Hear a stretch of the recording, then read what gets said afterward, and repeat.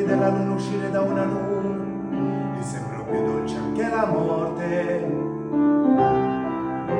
Guarda negli occhi la ragazza, quegli occhi verdi come